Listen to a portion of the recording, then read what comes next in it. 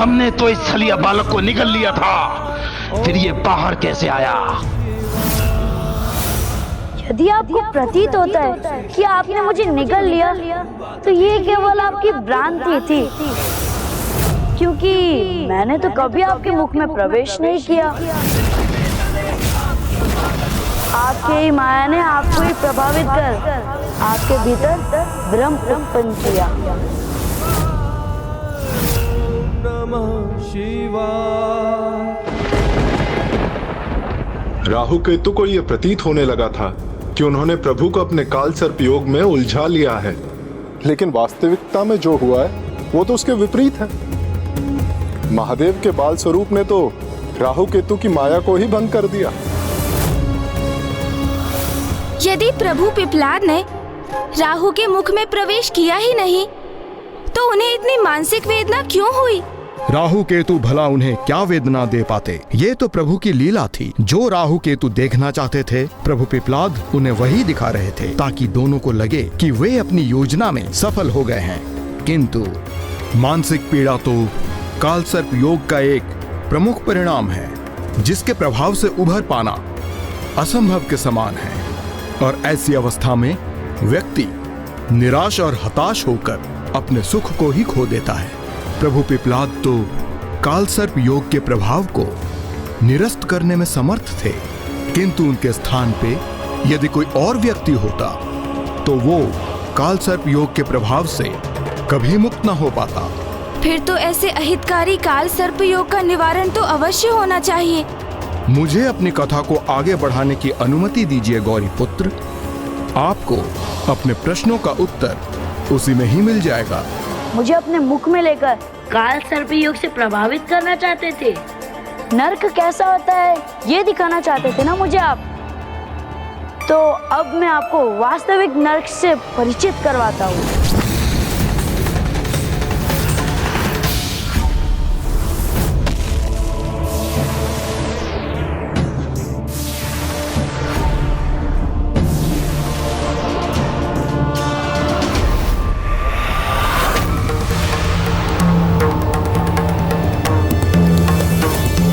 ये कहाँ आ गए हम, और यहाँ अचानक कैसे पहुँच गए हम?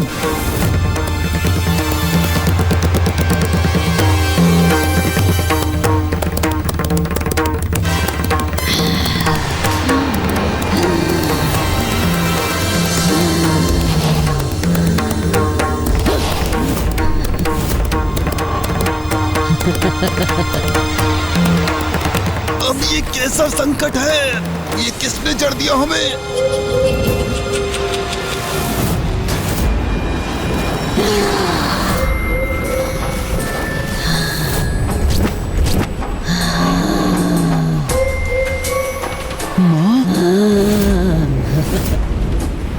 माँ, माँ, माँ, ये क्या कर रही हैं आप?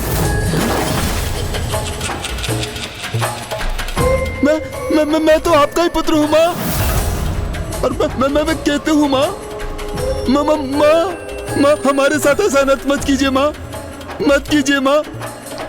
मेरा पुत्र राहु केतु,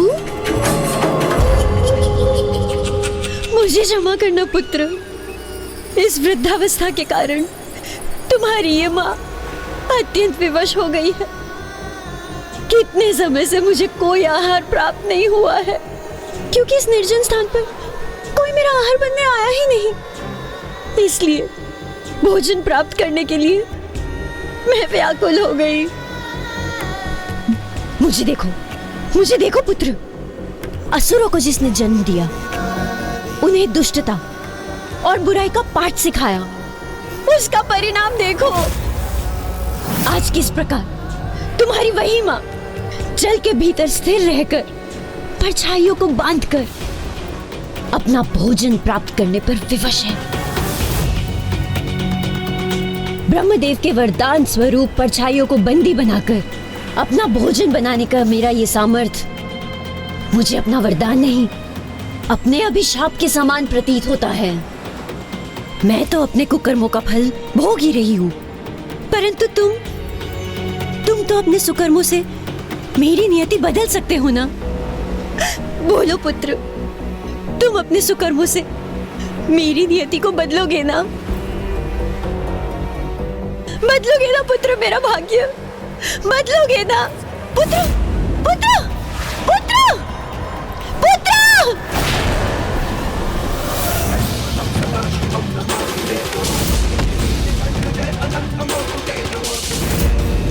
देखा है अपने माँ की दुर्गति। अब मुझे आशा है कि कुछ सुकर्म कर आप अपने माँ और अपने पूर्वजों की गति सुधार लेंगे।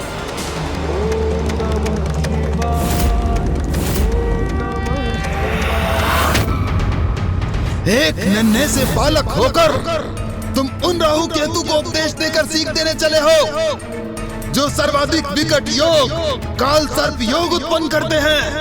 हम वो राहु केतु हैं जिनसे सूर्य देव और चंद्र देव भी सुरक्षित नहीं रहते हैं, और तुमने हमें ललकारने का दुस्साहस किया। तो अब राहु और केतु से उलझने का भयंकर दंड तुम्हें अवश्य प्राप्त होगा।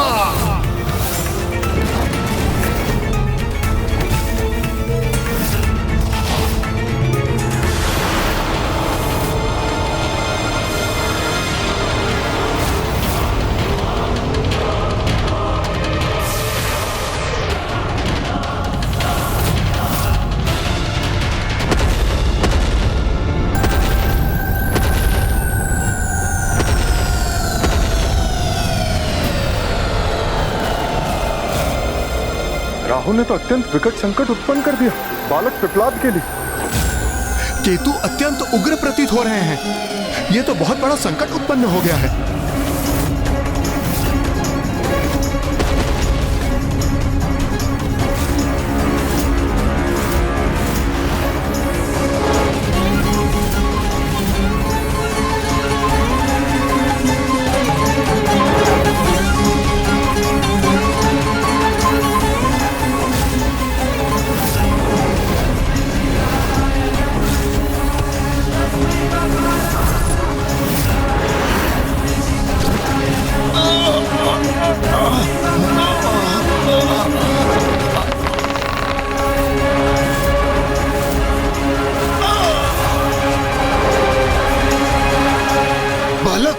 ये उचित नहीं किया तुमने। इसका भयंकर दंड दूंगा मैं तुम्हें। अब मैं अपनी पूंछ में पुनः बांधकर तुम्हें नष्ट करूंगा।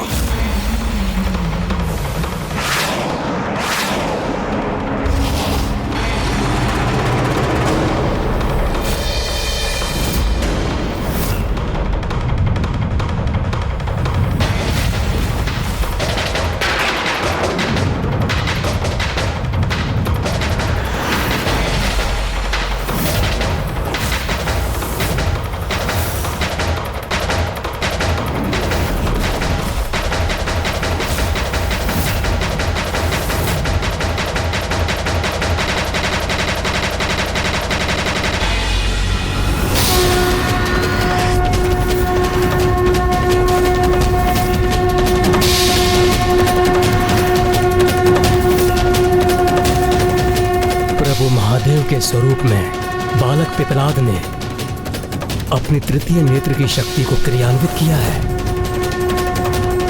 यदि यह त्रिनेत्र खुल गया तो उसकी क्रोधाग्नि से राहु और केतु का विनाश निश्चित है।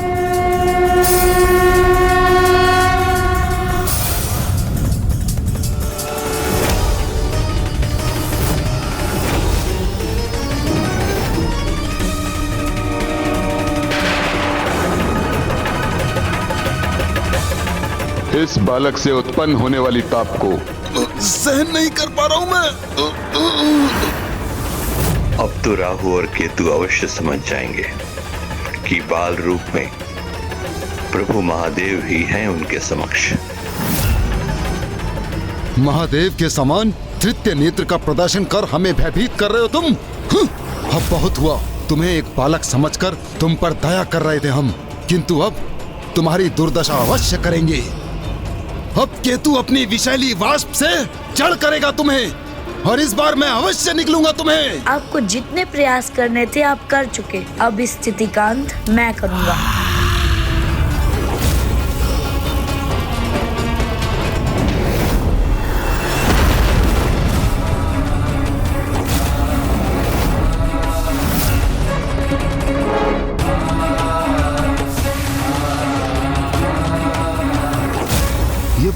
इतना विशालकाय कैसे हो गया? और अब हमारे साथ क्या करने जा रहा है ये?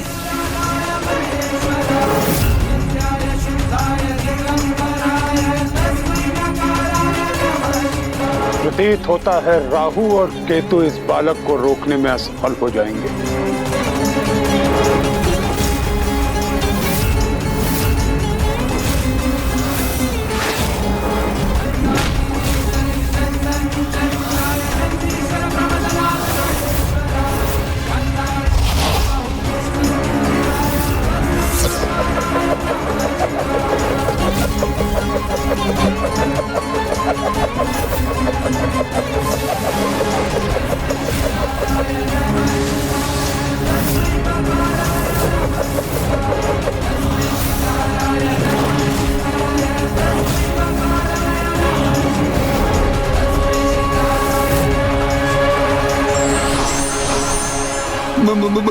महादेव,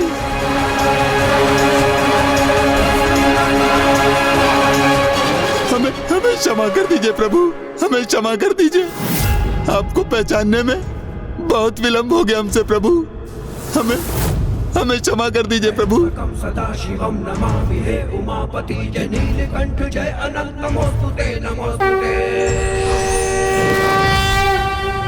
हो भोलेनाथ भक्त के हो कष्ट से। हमने तो आप पर ही काल सर्प योग का प्रयोग करने की भूल की प्रभु, हमें क्षमा कर दीजिए, क्षमा कर दीजिए हमें।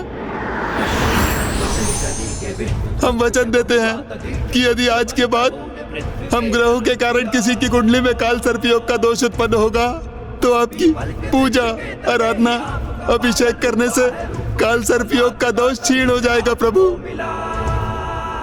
आपको भजने वाले, आपके नाम का स्मरण करने वाले अनन्य भक्तों के समक्ष हम कभी बाधा बनकर प्रकट नहीं होंगे प्रभु, और ना ही आपके लिए कोई बाधा उत्पन्न करेंगे प्रभु। जिनकी आरती कर सौर्य मंडल में स्वागत करना चाहिए था, हम भिन्न ग्रहों के अधिपति उन्हीं का विरोध कर उन्हें रोक कर लौटाने का प्रयास कर रहे थे।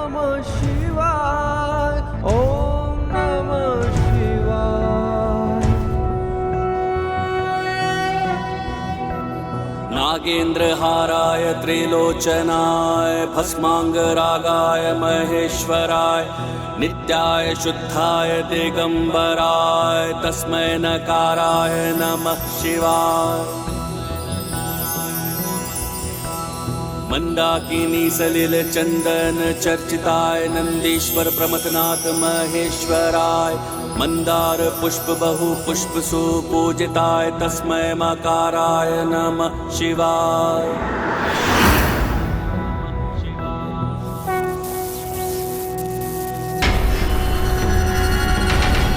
प्रतीत होता है समस्त ग्रहों के अधिपति एकजुट होकर इस बालक को रोकने का प्रयास कर रहे हैं।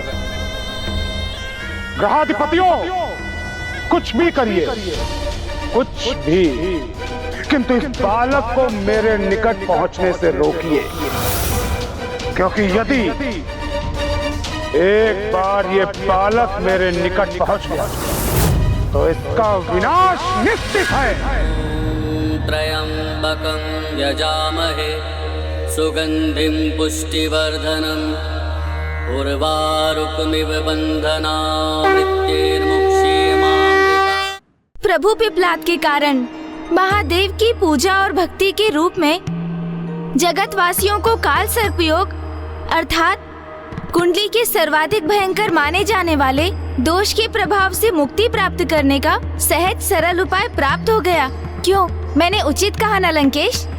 अब काल सर्प योग पे तो नियंत्रण हो गया था, किंतु अभी भी शनि देव की दृष्टि पर कोई नियंत्रण नहीं था और प्रभु पिप्लाद अब स्वयं शनि देव की ओर बढ़ रहे थे।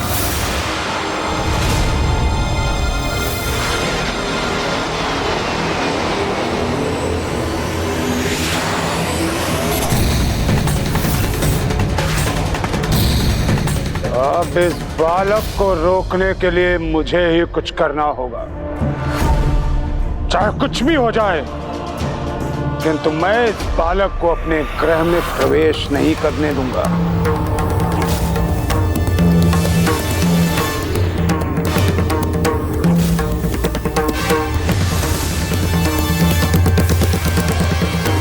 मेरे ग्रह के ये चक्र बाधा बनकर इस बालक को अवश्य रोक देंगे।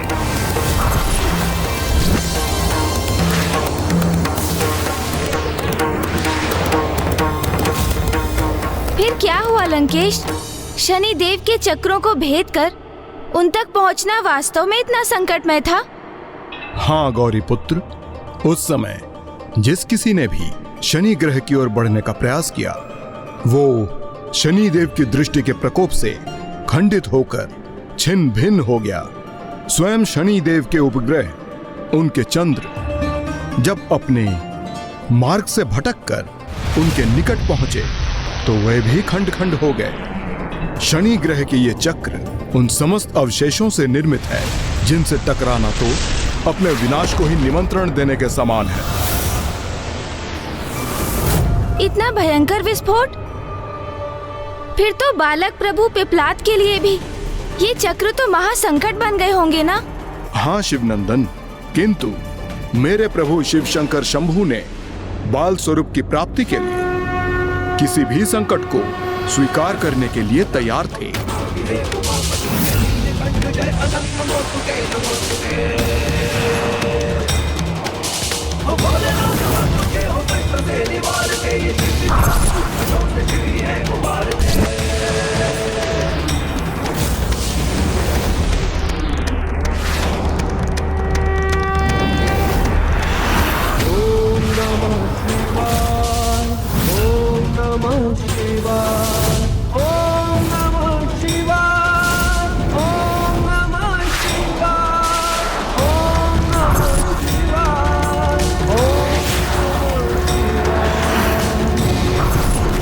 सुनो मेरी चेतावनी, अंतिम अवसर देता हूं मैं तुम्हें। जाओ यहां से।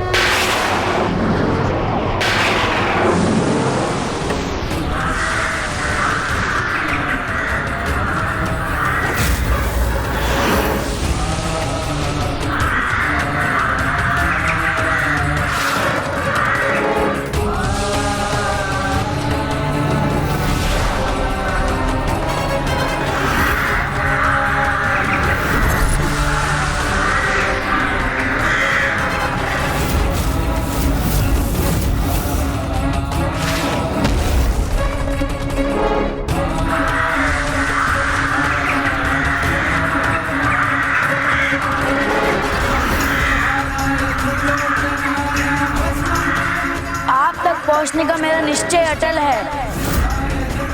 आप चाहे मेरे मार्ग में कितनी भी बाधाएं उत्पन्न कर लें, किंतु मैं उन सबको नष्ट करके आगे बढ़ूंगा।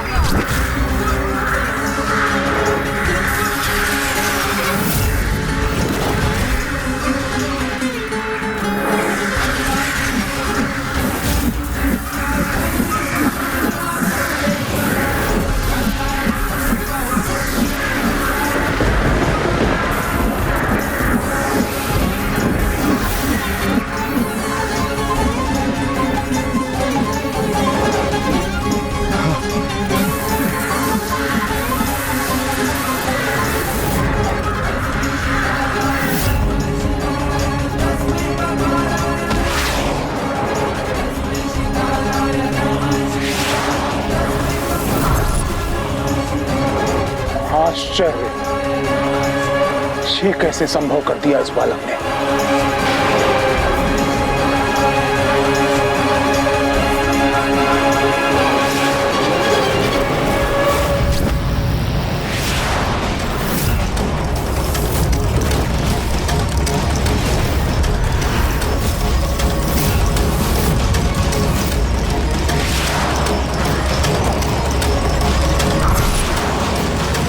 शनि ग्रह के चक्रों से तो अत्यंत कठोर विशालकाय उल्का पिंड भी सुरक्षित नहीं रहते, तो फिर प्रभु पिपलाद उसे कैसे पार करेंगे?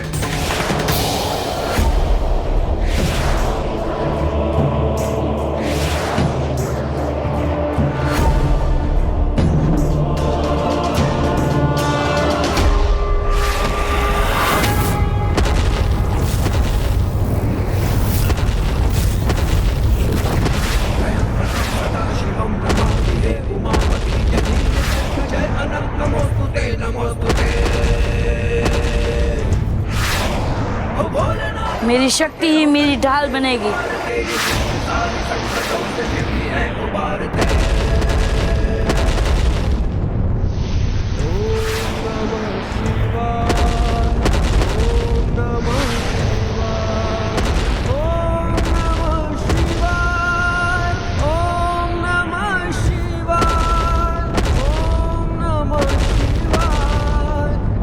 शनिदेव अपने ग्रह के चक्रों को और सशक्त कर रहे हैं, जिसके प्रभाव से बालक प्रभु पिपलाद के लिए नवीन संकट उत्पन्न हो गया है।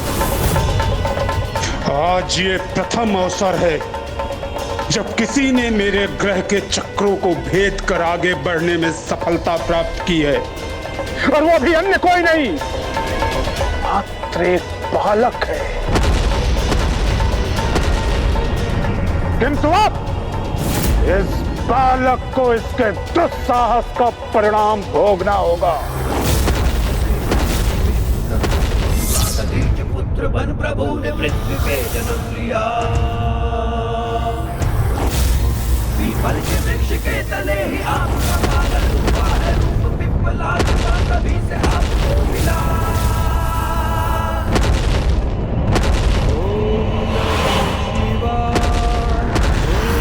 प्रतीत होता है शनिदेव प्रभु पिपलाद को रोकने हेतु अपनी संपूर्ण शक्तियों का प्रयोग करने के लिए तत्पर हो रहे हैं, जिसका परिणाम अत्यंत भीषण होगा।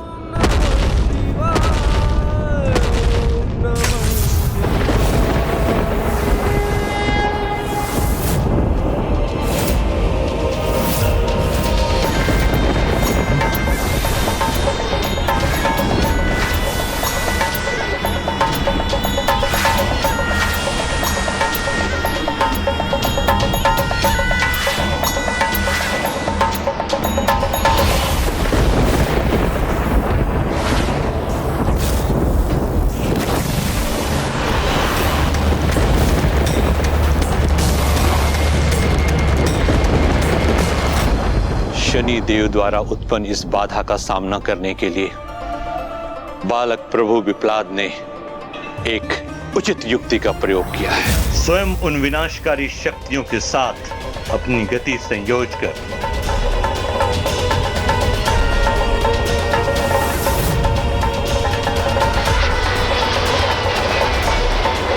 ये कैसा अनूठा सामर्थ्य है इस बालक में।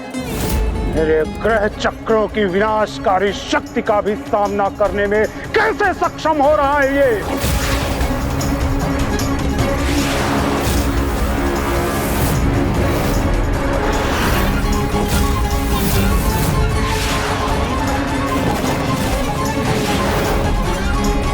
मुझे रोकने के आपके प्रयास कदापि सफल नहीं होंगे।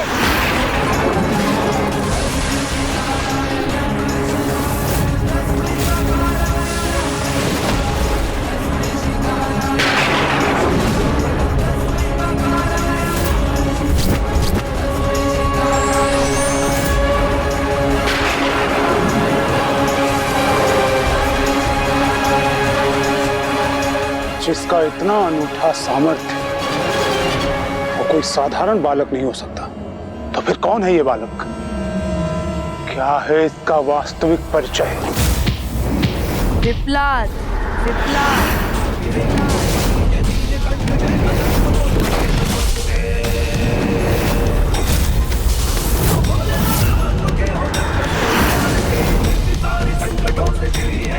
पिपलाद हूँ मैं, वो पिपलाद जिसके साथ आपने बहुत बड़ा अन्याय किया है।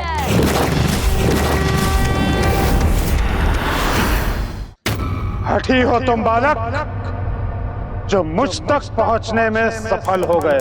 हठी नहीं हूँ, दृढ़ संकल्प है मेरा, जो तभी पूर्ण होगा जब मैं आपको दंडित करूंगा।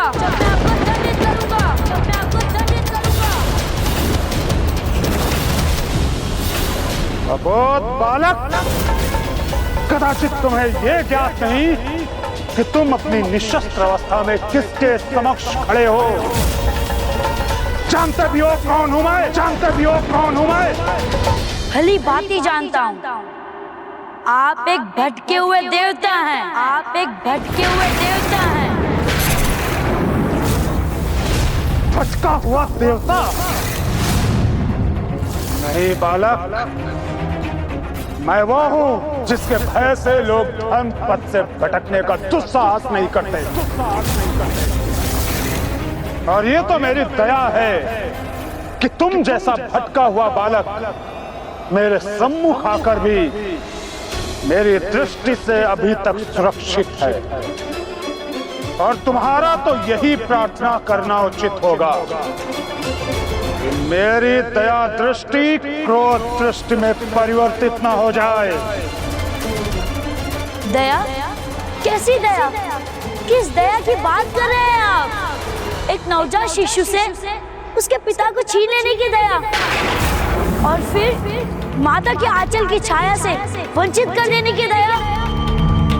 शनिदेव, दया जैसा कोमल शब्द आपकी इस कठोर जीवा पर शोभा नहीं देता, क्योंकि ना तो दया करना आपका स्वभाव है और ना ही आप उसका अर्थ समझते हैं। बस! बहुत हो गया तुम्हारा ये अनर्गल प्रलाप। अपने शब्दों से तुम समस्त सीमाएं तोड़ रहे हो। सर्वप्रथम तुम मेरे निर्णय को अनुचित कह रहे हो, फिर मुझे निर्दयी भी ठहरा रहे हो। ये सर्वथा अनुचित है, क्योंकि मैंने सर्वदा निष्पक्ष भाव से सभी के साथ न्याय किया है। उनके कर्मों के अनुसार ही उन्हें फल प्रदान किया है। और मैंने तो अपने आराध्य स्वयं महादेव को भी अपने प्रभाव से मुक्त नहीं किया। उन्हें भी मेरी दृष्टि का सामना करने पर विवश होना पड़ा।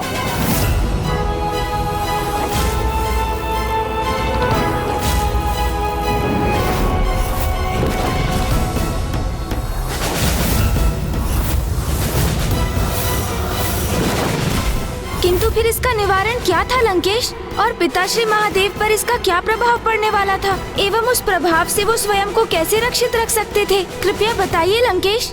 हाँ गौरी पुत्र, और सर्वप्रथम प्रभु शिव शंकर शंभु पर शनि दृष्टि पड़ने का पूर्व आभास देव ऋषि नारद को हो गया और वे प्रभु को सावधान करने उनके निकट पहुंचे।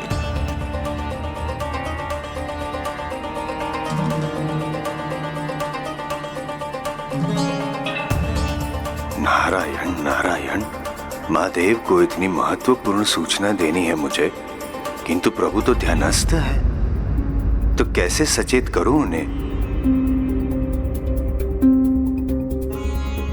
नहीं नहीं, प्रभु के ध्यान को भंग किया तो कहीं मैं ही उनके कोप का लक्ष्य न बन जाऊं। ये तो सर्वथा अनुचित होगा। किंतु फिर ये भी कहाँ उचित होगा कि जो मुझे ज्ञान है वो प्रभु तक पहुंचाने में मैं विलंब करूं। किंतु प्रभु महादेव कितनी अवधि के उपरांत अपने ध्यान से उठेंगे, ये किसे ज्ञात है। यदि इस अंतराल में आज का दिवस बीत गया तो घोर अनर्थ होगा। मुझ पर कृपा कीजिए, शीघ्र आप अपने ध्यान से बाहर आइए प्रभु, अन्यथा मैं आपको जो सूचना देने आया हूं कैसे दूंगा कि आप पर शनिदेव की दृष्टि पड़ने वाली है। और यदि आप पर शनि दृष्टि पड़ गई तो संसार के समक्ष कैसा उदाहरण प्रस्तुत होगा प्रभु?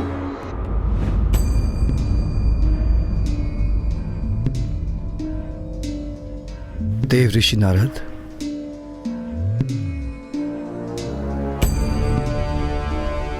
प्रभु प्रणाम महादेव। आप यहाँ इतनी चिंतित अवस्था में? प्रभु मैं जो संवाद आप तक पहुंचाने आया हूं वो कैसे कहूं, किंतु कहना भी आवश्यक है प्रभु। आप पर बहुत बड़ी विपत्ति आने वाली है। जैसे ही मुझे इस बात का ज्ञात हुआ मैं आप तक आ पहुंचा आपको सचेत करने। प्रभु कल भोर भय ही आप मुझ पर शनिदेव की दृष्टि पड़ने वाली है। नारायण नारायण, चमत्कार प्रभु, आपको कैसे ज्ञात हुआ? अभी आप ही ने तो बताया मुझे। मैंने? कब? कैसे? देव ऋषि नारद, जिस समस्या की सूचना लेकर आप मेरे पास आए हैं उसका समाधान भी बता दीजिए। नहीं नहीं नहीं। बताइए देवऋषि नारद, इस अवस्था में मुझे क्या करना चाहिए? प्रभु आप सृष्टि के देव हैं, देवादिदेव महादेव हैं। मैं समस्या का समाधान सुझाने की दृष्टता कैसे कर सकता हूं प्रभु? नहीं देवऋषि नारद, मुझे इस समस्या का कोई उपाय नहीं सूझ रहा, किंतु मुझे विश्वास है आपके पास इस समस्या का समाधान अवश्य होगा। समस्या का समाधान मेरे पास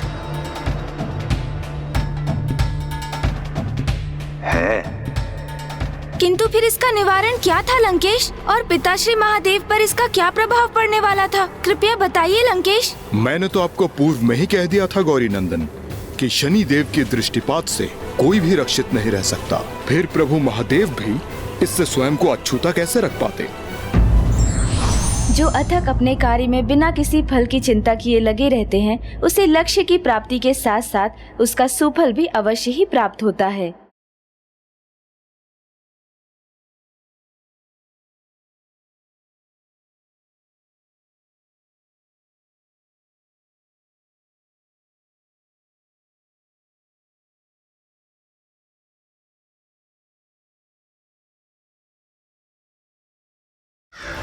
मेरे देखने मात्र से संपूर्ण ब्रह्मांड में प्रलय आ सकता है तुच्छ बालक, और तू मुझसे लड़ने आया है।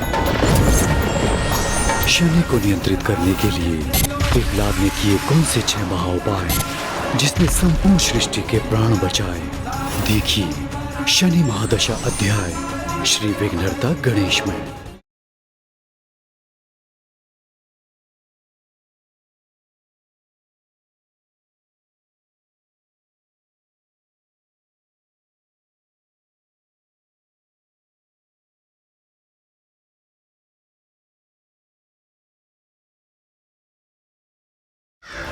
मेरे देखने मात्र से संपूर्ण ब्रह्मांड में प्रलय आ सकता है तुच्छ बालक, और तू मुझसे लड़ने आया है। शनि को नियंत्रित करने के लिए पिपलाद ने किए कौन से 6 महाउपाय जिसने संपूर्ण सृष्टि के प्राण बचाए? देखिए शनि महादशा अध्याय श्री विघ्नहर्ता गणेश में।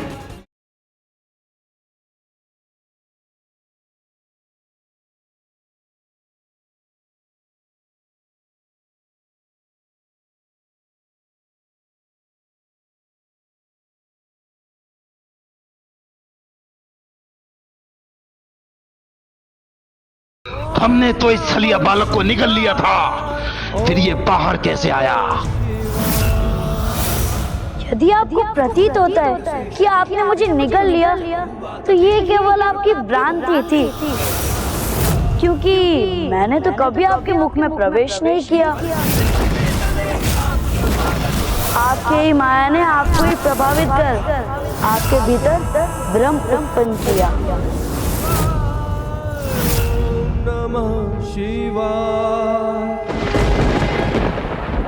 राहु केतु को यह प्रतीत होने लगा था कि उन्होंने प्रभु को अपने काल सर्प योग में उलझा लिया है, लेकिन वास्तविकता में जो हुआ है वो तो उसके विपरीत है। महादेव के बाल स्वरूप ने तो राहु केतु की माया को ही भंग कर दिया। यदि प्रभु पिपलाद ने राहु के मुख में प्रवेश किया ही नहीं, तो उन्हें इतनी मानसिक वेदना क्यों हुई? राहु केतु भला उन्हें क्या वेदना दे पाते? ये तो प्रभु की लीला थी। जो राहु केतु देखना चाहते थे, प्रभु पिपलाद उन्हें वही दिखा रहे थे, ताकि दोनों को लगे कि वे अपनी योजना में सफल हो गए हैं। किंतु मानसिक पीड़ा तो काल सर्प योग का एक प्रमुख परिणाम है, जिसके प्रभाव से उभर पाना असंभव के समान है। और ऐसी अवस्था में व्यक्ति निराश और हताश होकर अपने सुख को ही खो देता है। प्रभु पिपलाद तो काल सर्प योग के प्रभाव को निरस्त करने में समर्थ थे, किंतु उनके स्थान पे यदि कोई और व्यक्ति होता तो वो काल सर्प योग के प्रभाव से कभी मुक्त न हो पाता। फिर तो ऐसे अहितकारी काल सर्प योग का निवारण तो अवश्य होना चाहिए। मुझे अपनी कथा को आगे बढ़ाने की अनुमति दीजिए गौरी पुत्र। आपको अपने प्रश्नों का उत्तर उसी में ही मिल जाएगा। मुझे अपने मुख में लेकर काल सर्प योग से प्रभावित करना चाहते थे। नर्क कैसा होता है ये दिखाना चाहते थे ना मुझे आप। तो अब मैं आपको वास्तविक नर्क से परिचित करवाता हूँ।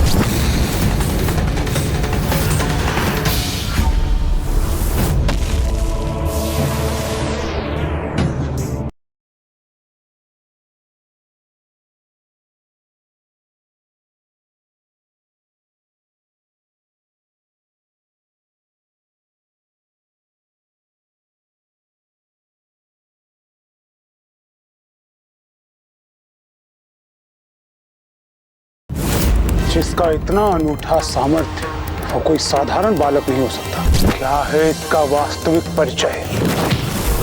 पिपलाद, पिपलाद, पिपलाद।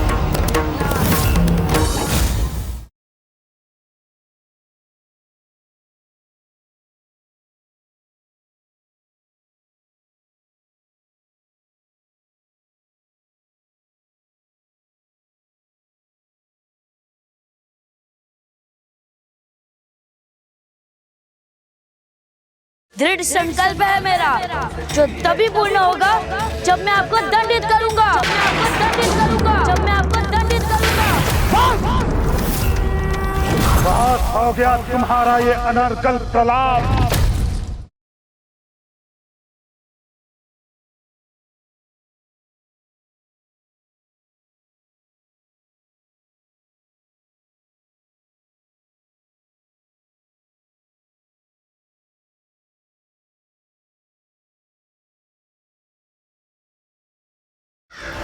मेरे देखने मात्र से संपूर्ण ब्रह्मांड में प्रलय आ सकता है तुच्छ बालक, और तू मुझसे लड़ने आया है। शनि को नियंत्रित करने के लिए पिपलाद ने किए कौन से 6 महाउपाय जिसने संपूर्ण सृष्टि के प्राण बचाए? देखिए शनि महादशा अध्याय श्री विघ्न। लंकेश, आपने कहा कि शनिदेव की दृष्टि पिता महादेव पर पड़ने वाली थी और देवर्षि नारद जी के पास इसका समाधान भी था, तो उन्होंने पिताश्री को फिर क्या उपाय सुझाया? लंकेश, कृपया बताइए। शनिदेव कल सूर्योदय होने पे यहाँ पे आने वाले हैं, तो क्यों ना आप एक उपाय करें। शनिदेव अपनी दृष्टि आप पे डालने यहाँ आए उससे पूर्व ही आप यदि कैलाश छोड़कर कहीं और चले जाएं, तो जब शनिदेव यहाँ आएंगे तो आपको यहाँ पे नहीं पाएंगे, तो अपनी दृष्टि आप पे नहीं डाल पाएंगे। और जैसे ही वे पुनः लौट जाए और सूर्यास्त हो जाए, तब आप भी पुनः यहाँ पे आके अपना स्थान ग्रहण कर लीजिएगा। तब तक ये संकट टल चुका होगा और समस्त संसार को यह ज्ञात हो जाएगा कि शनिदेव अपनी दृष्टि से आपको प्रभावित नहीं कर पाए हैं। तो फिर पिताश्री ने क्या किया लंकेश? अगले ही दिवस प्रभु शिव शंकर शंभु सूर्य उदय के पूर्व ही कैलाश से दूर एक सघन वन में चले गए।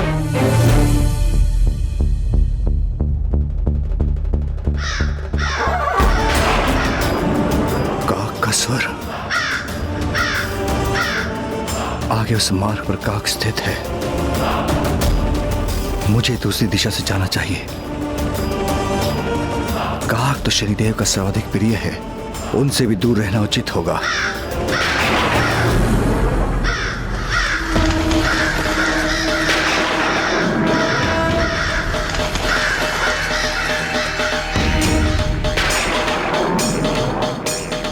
इस निर्जन मंदिर में कोई काग नहीं, मुझे वहीं जाकर स्थित होना चाहिए।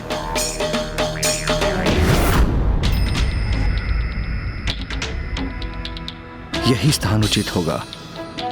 यहां किसी की दृष्टि मुझ तक नहीं पहुंचेगी।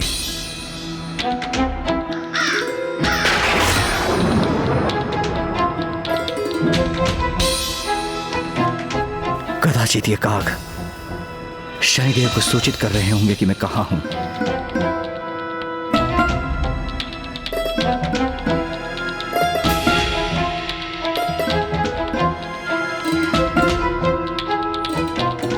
ये सर्वाधिक उचित स्थान प्रतीत होता है।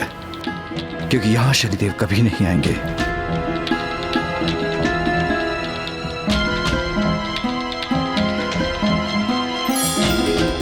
यहां मैं निश्चिंत होकर ध्यान कर सकता हूं।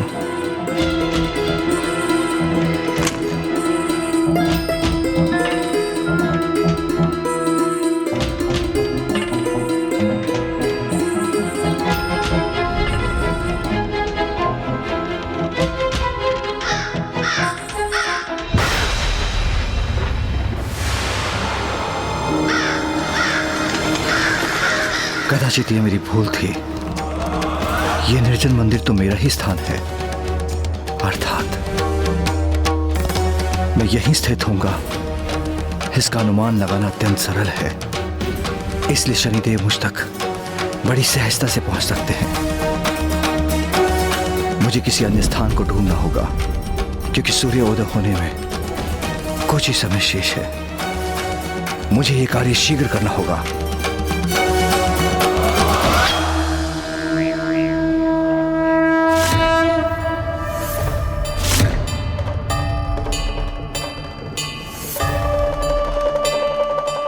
इस विशालकाय पीपल वृक्ष पर तो शनिदेव के काग नहीं दिखाई दे रहे। मेरा यहां स्थित होना ही उचित होगा। शनिदेव की दृष्टि से दूर रहने के लिए मुझे स्थान प्राप्त हो ही गया। शनिदेव मुझे सर्वत्र ढूंढेंगे, किंतु यहां नहीं। सूर्यास्त होने तक मैं यहीं स्थित होकर ध्यानस्थ रहूंगा और शनिदेव मुझे समस्त ब्रह्मांड में ढूंढते ही रह जाएंगे।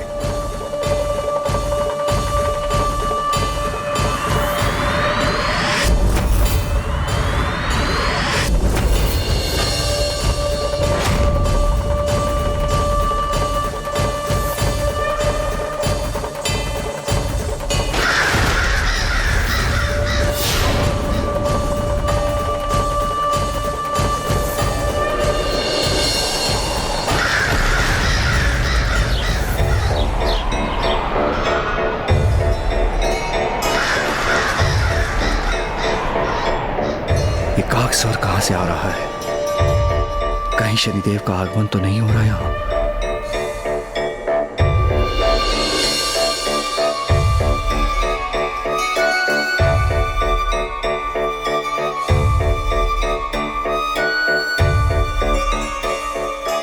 नहीं, यहां तो कोई नहीं। न शनिदेव हैं और ना ही उनके काग।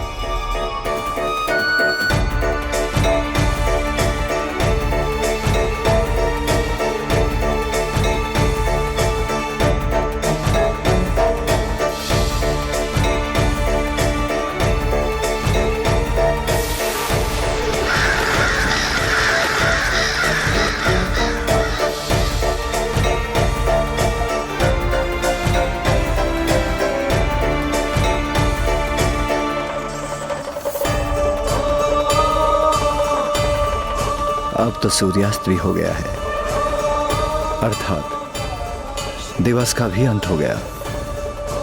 अब मुझे कैलाश लौटकर ही ध्यान करना चाहिए।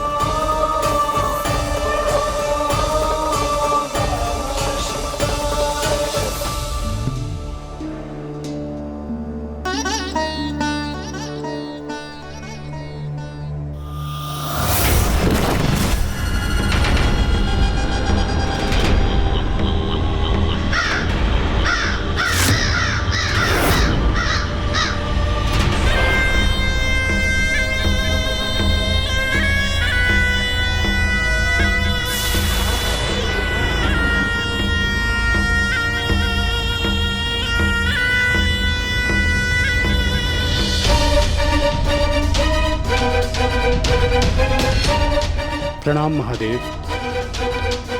तो अंततः आप मुझे ढूंढने में सफल हो ही गए शनिदेव, किंतु अब तो दिवस बीत चुका है। मैं आपकी दृष्टि से सुरक्षित हो गया। हे देवाधिदेव महादेव, तनिक विचार करिए प्रभु कि यदि जगत पिता स्वयं अपना संपूर्ण दिवस एक वृक्ष के कोटर में छिपकर व्यतीत करने को विवश हो जाए, तो ये मेरी दृष्टि का प्रभाव ही तो है।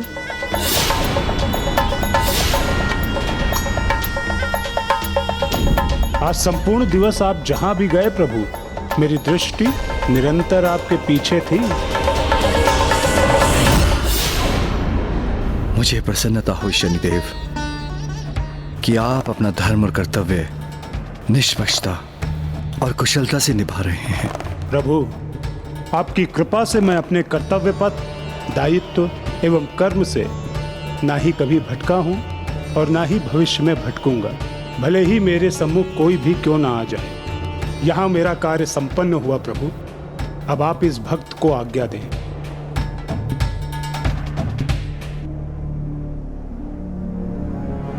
कल्याण हो, कल्याण हो, कल्याण हो, कल्याण हो, कल्याण हो, कल्याण हो।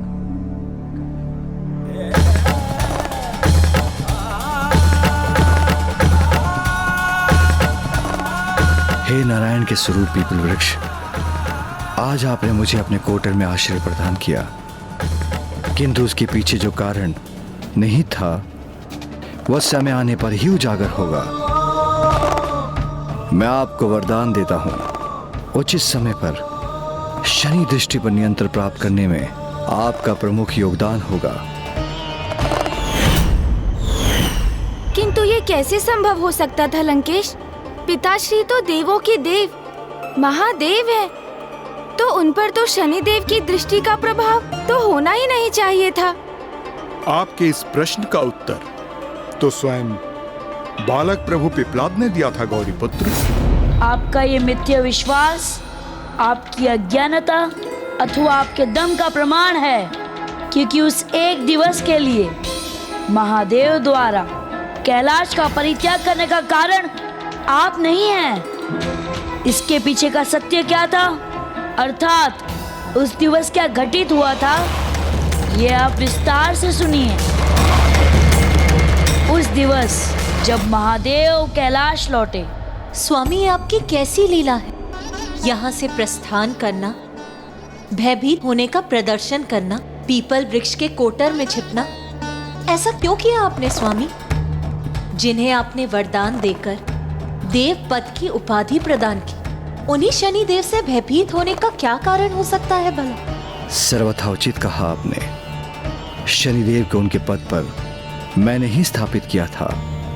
वो मेरी संतान के समान है और अपनी संतान को प्रोत्साहित करने हेतु एक पिता यदि भयभीत होने का भ्रम भी प्रकट कर दे तो उसमें अनुचित ही क्या है। और यदि मैं अपने वरदान की मर्यादा नहीं रखूंगा, शनिदेव को महत्व देकर एक उचित उदाहरण नहीं स्थापित करूंगा, तो साधारण मनुष्य शनिदेव के द्वारा अपने कर्मों के फल को प्राप्त करने के लिए कैसे सजग रहेंगे? कर्म फलदाता को पूज्य क्यों मानेंगे? आपका हृदय तो सभी के लिए स्नेह और दया से परिपूर्ण है, जिसके लिए आप अपनी संतानों के लिए कुछ भी कर सकते हैं। किंतु आज ये सत्य पुनः प्रमाणित हुआ है। महादेव आपसे भयभीत नहीं थे। उन्होंने उस दिवस जो कुछ भी किया आपकी मान, आपकी मर्यादा रखने के लिए किया। यही तो है महादेव की महानता। उचित है, महादेव हैं वो, देवों के देव, महानतम हैं वो। किंतु मैं भी तो अपने स्थान पर महान हूं। मैं पूर्ण निष्ठा के साथ सदैव अपने कर्तव्य का निर्वहन जो करता हूं, मैंने कब अपने धर्म, अपनी मर्यादा को भंग होने दिया है? आपने ऐसा कभी नहीं होने दिया शनिदेव, क्योंकि आप तो एक ऐसे गज के समान हैं जो अपनी उत्तेजना अवस्था में अपना नियंत्रण खोकर किसी अन्य जीव जंतु का ध्यान किए बिना समस्त वन को ही कुचल देता है।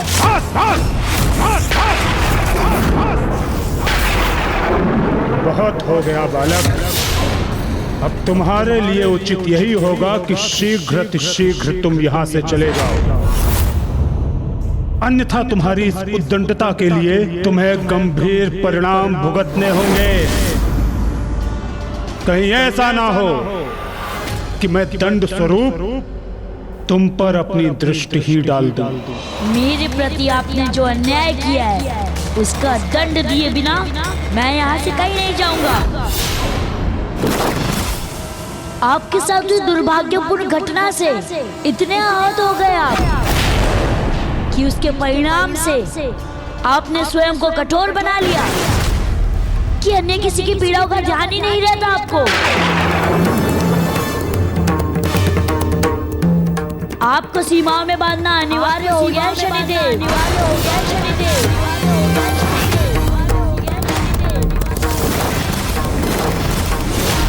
यदि आप एक गज के समान व्यवहार करने के हट पर दिखे हैं तो मैं भी एक गजपाल के समान हूँ, जो महाकाय गज को भी बांधकर उसे नियंत्रित करने में सक्षम है।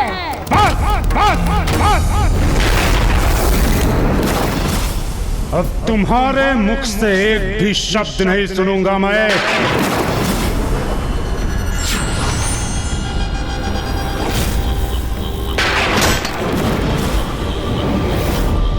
मेरे ही स्थान पर आकर मुझे अपमानित करने का दुस्साहस किया तुमने। तुम मात्र एक उद्दंड बालक, मुझे नियंत्रित करने चले हो तुम, मुझे नियंत्रित करने चले हो तुम, मुझे नियंत्रित करने चले हो तुम।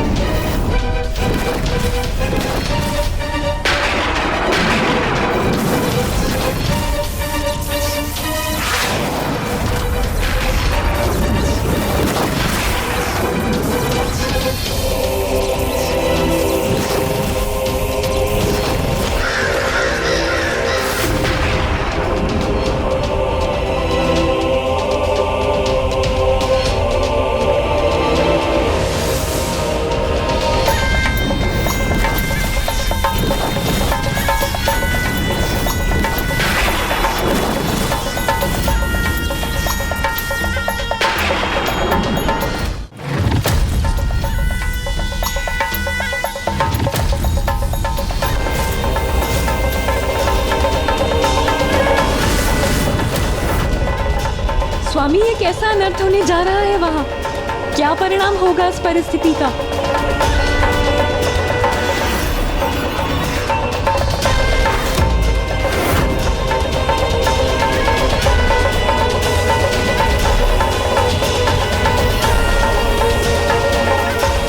मेरी दृष्टि के प्रभाव से आज तक कोई नहीं बच सका है बालक, और अब तुम भी नहीं बच पाओगे।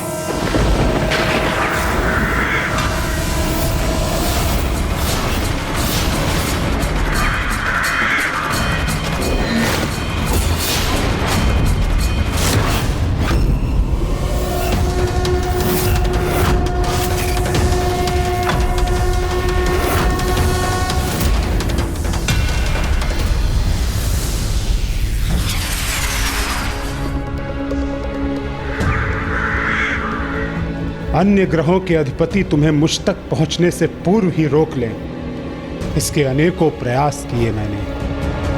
तुम्हें चेतावनियां देकर, तुम्हें समझाने का, तुम्हें सावधान करने का प्रयास किया मैंने, किंतु तुमने मेरी एक न मानी। ना ही मेरी किसी चेतावनी को समझे और ना ही मेरे सावधान करने पर रुके।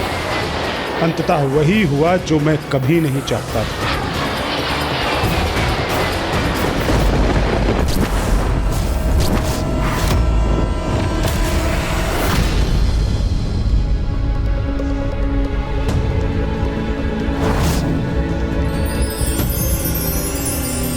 ये बालक क्या कर रहा है? मेरे प्रभाव को अपने नेत्रों में कैसे संचित कर रहा है? मेरी दृष्टि से कोई कैसे सुरक्षित रह सकता है? असंभव है ये, असंभव है। तुम कौन हो बालक पिपलाद?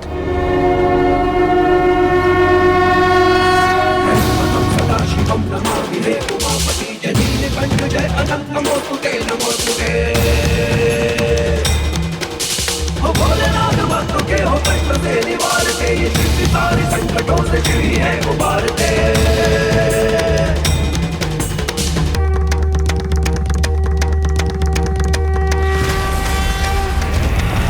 ओम नमः शिवाय, ओम नमः शिवाय, ओम नमः शिवाय, ओम नमः शिवाय,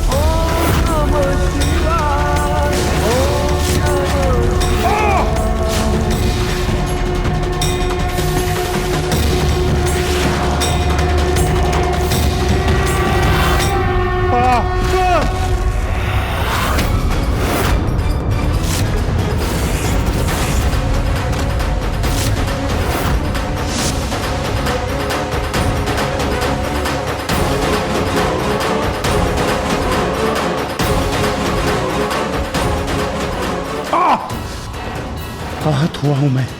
अपने दाहिने पांव पर अपना भार लेने में असमर्थ हो गया हूं। मैं इस विशालकाय पीपल वृक्ष के समक्ष क्यों पहुंच गया? मैं कौन हूँ ये ज्ञात करना चाहते थे ना आप? तो लीजिए, स्वयं अपने नेत्रों से देखिए मेरा वास्तविक परिचय।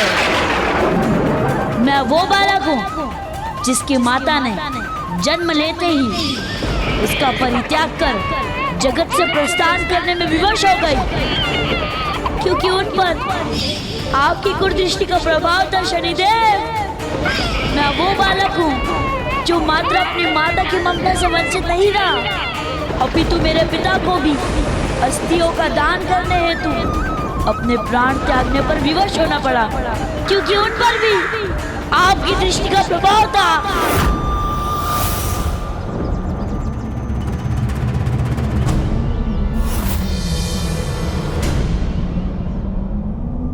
तो तुम क्या ऋषि दधीचि के पुत्र हो? हाँ शनिदेव, मैं वही बालक हूँ जो पीपल वृक्ष के पत्रों से अपना पोषण प्राप्त करने पर विवश हुआ था, क्योंकि मेरे समस्त परिवार पर आपकी कुदृष्टि का प्रभाव था। आपकी कुदृष्टि से स्वयं महादेव को भी दर्शाना पड़ा। वो आपके भय से पीपल वृक्ष के कोटर में छुपे हैं। उस पीपल वृक्ष को महादेव द्वारा दिए गए वरदान के सार्थक हेतु मैं आज आपको यहीं आपके अन्याय का दंड दूंगा। मेरी दृष्टि के कारण तुम्हारे माता पिता के साथ जो कुछ भी हुआ उसका मुझे दुख अवश्य है, किंतु मैंने उनके साथ कोई अन्याय नहीं किया। उन्हें उनके पूर्व जन्म के कर्मों के अनुसार ही फल प्राप्त हुआ। किंतु इसमें मेरा क्या अपराध था? आपको अपने माता पिता से स्नेह प्राप्त नहीं हुआ तो जो आपको अपने प्रति अन्याय प्रतीत होता है, ये अन्याय क्यों नहीं है कि जन्म लेते ही अनाथ हो गया मैं,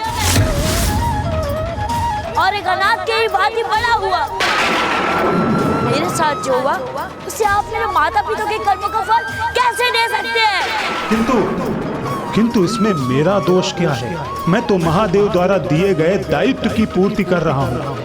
कर्म फलदाता हूँ मैं, तो कर्मों का फल ही प्रदान कर सकता हूँ। बुरे कर्मों के अनुसार उनके फल के रूप में आप बिना कुछ सोच विचारे जिन पर भी अपनी कुदृष्टि डालते हैं, वो स्वयं ही पीड़ित नहीं होता है, अपितु उसका संपूर्ण जीवन छिन्न भिन्न हो जाता है।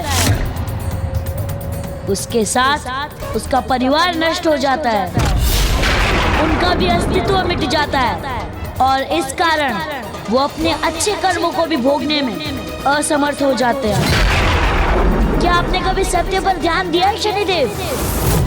आपके नेत्र खुलते हैं तो मात्र और मात्र दृष्टि डालने के लिए, किसी के अच्छे कर्मों को देखने के लिए क्यों नहीं खुलते आपके नेत्र? आपने मेरे पिता ऋषि दधीचि पर उनके पूर्व जन्म के कर्मों के अनुसार उन पर अपनी दृष्टि का बोझ तो डाल दिया, किंतु उन पुण्य कर्मों का फल कहाँ दिया, जिनके कारण आज ये सृष्टि सुरक्षित है?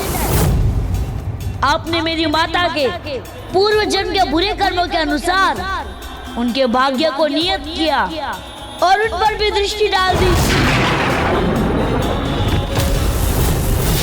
किंतु एक क्षण के लिए यह नहीं सोचा आपने कि उस महान स्त्री ने अपने स्वामी को जगत कल्याण हेतु अपना प्राण दान देने की अनुमति दे दी। हमारा ब्रह्मांड संकट में है, अर्थात हमारा परिवार संकट में है देवी, और इस महासंकट से हमारे संसार को मेरी अस्थियां ही मुक्त कर सकती हैं। इसीलिए मुझे देवताओं को अपनी अस्थियां दान करने की अनुमति दे दीजिए देवी। इतना महान कर्म किया है उन्होंने, इसका कोई फल कहाँ आपने दिया शनिदेव? तो आप अपने नेत्र को लेकर मफलदाता, क्या ये पक्षपात नहीं है, अन्याय नहीं है कि एक नवजात शिशु से उसका सर्वस्व छीन लेना? क्या ये अन्याय नहीं है? बताइए मुझे। खोलिए अपने नेत्र और मुझे अपने प्रश्नों का उत्तर दीजिए शनिदेव।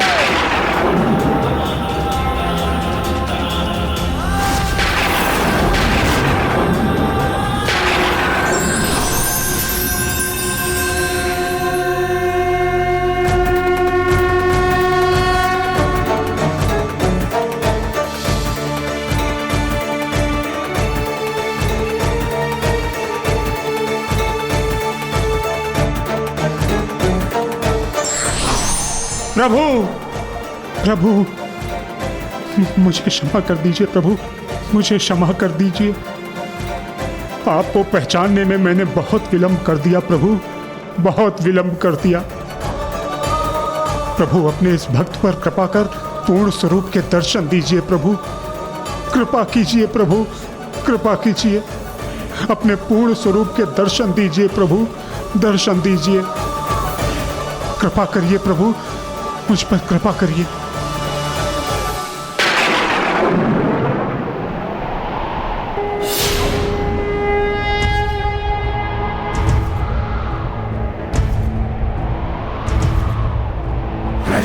सदाशिवं नमामि हे उमापति जनीलकंठ जय अनंत नमोस्तुते नमोस्तुते।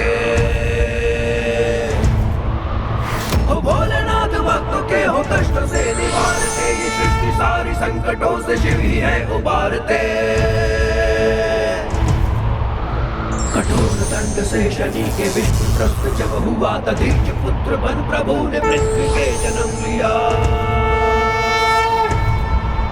पीपल के वृक्ष के तले ही आपका पालन हुआ है, रूप पिप्पलाद का तभी से आपको मिला।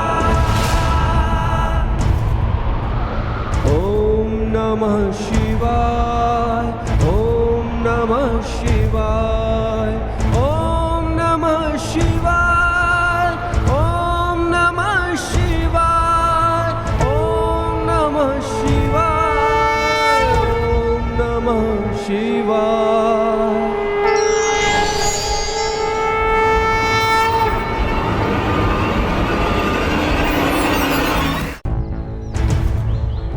त्र्यंबकं सदाशिवं नमामि हे उमापति जनीलकंठ जय अनंत नमोस्तुते नमोस्तुते।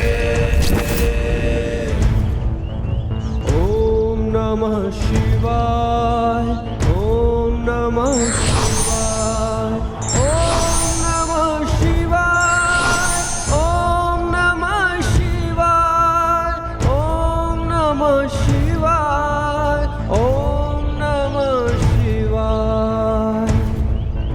कठोर दंड से शनि के विष्णु त्रस्त जब हुआ, तदीच पुत्र बन प्रभु ने पृथ्वी पे जन्म लिया।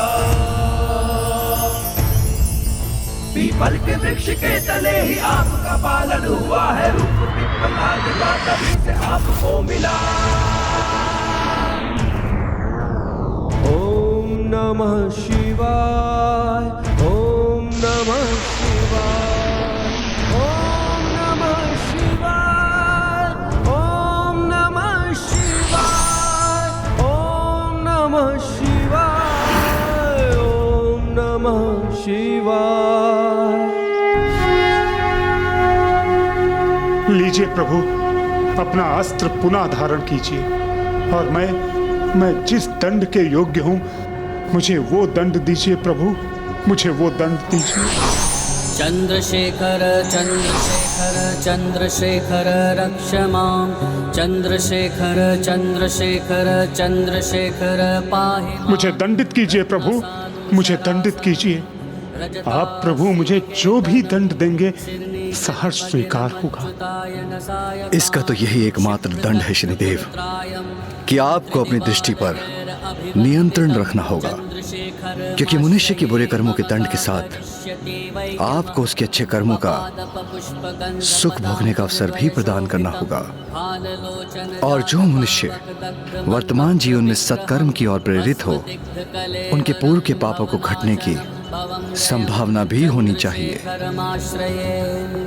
व्यक्ति को प्रताड़ित करने के लिए नहीं, अपितु उसकी भूल को सुधारने के लिए होना चाहिए। इसलिए मैं आज से आपके प्रभाव पर नियंत्रण रखने के लिए 6 प्रमुख अवस्थाएं निर्धारित करता हूं, जिनमें प्रथम अवस्था यह है कि आज से व्यक्ति की शिशु अवस्था में आपकी दृष्टि उसे प्रभावित नहीं कर सकेगी। द्वितीय अवस्था आपके 7.5 अर्थात आपकी ग्रह दशा का योग मनुष्य के जीवन में 7.5 वर्षों तक ही उसे प्रभावित करेगा। तृतीय अवस्था 7.5 की ग्रह दशा मनुष्य के जीवन में 30 वर्षों में एक ही बार उसे प्रभावित कर सकेगी। चतुर्थ अवस्था साढ़े साती का ये योग क्रमशः 3 चरणों में प्रकट होगा। लोह जो अत्यंत कठिन होगा, ताम्र जिसका प्रभाव मध्यम स्तर का होगा, और स्वर्ण जो सुख में फल देकर जाएगा। पंचम एवं अत्यंत महत्वपूर्ण अवस्था यह है, मनुष्य की कुंडली में आपकी महादशा मात्र 18 वर्षों के लिए ही हो सकेगी, और इस महादशा में आप मनुष्य के कर्मों के अनुसार उसे फल प्रदान करेंगे। और षष्ठम अवस्था यह है कि मनुष्य अपने पूर्व कर्मों का प्रायश्चित कर यदि अपने कर्मों को सुधारने हेतु पूर्ण निष्ठा और समर्पण भाव से कुछ निर्धारित उपाय करेगा, तो आप उस पर अपनी दृष्टि के प्रभाव को क्षीण कर लेंगे। और ये 6 प्रमुख उपाय इस प्रकार होंगे। प्रथम, पीपल के वृक्ष को रोपना एवं नियमित रूप से जल देकर उसे सींचना, उसकी देखरेख करना। द्वितीय, संध्या के समय पीपल वृक्ष के नीचे तिल के तेल का दीपक प्रज्वलित करना और आपके नाम का जाप करते हुए पीपल वृक्ष की परिक्रमा करना। तृतीय, दीन दुखियों की सहायता करने हेतु काले वस्त्र एवं खड़ाऊ आदि का दान देना। चतुर्थ, गौ माता की पूजा करना और सभी प्रकार से उनकी सेवा करना। श्वान एवं काक को आहार प्रस्तुत करना। पंचम, समाज में निसहाय आश्रय विहीन मनुष्य की सहायता एवं सेवा करना। और षष्ठम, सत्कर्म करते हुए अपने समस्त कर्तव्यों को निष्ठापूर्वक निभाना। जो भी उपायों को करेगा उन पर आप अपनी दृष्टि के प्रभाव को अवश्य क्षीण करेंगे। कहिए शनिदेव, आपको स्वीकार है दंड।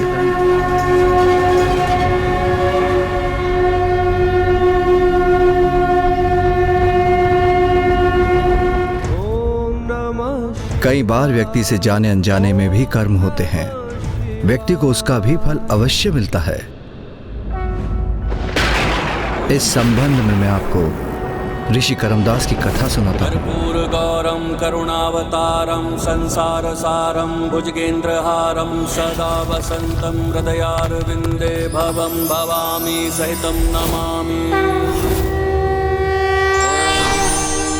ऋषिवर, यजामहे सुगंधिम पुष्टिवर्धनम। प्रभु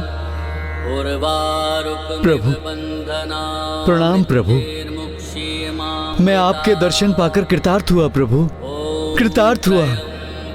ऋषिवर, मैं आपकी तपस्या से प्रसन्न हुआ। कहिए, क्या वरदान चाहते हैं आप? मैं आपसे क्या वरदान मांगू प्रभु? मुझे तो आप पर अटल आस्था है और मेरा ये विश्वास है कि मेरे कर्मों के अनुसार मुझे सुफल प्राप्त होगा।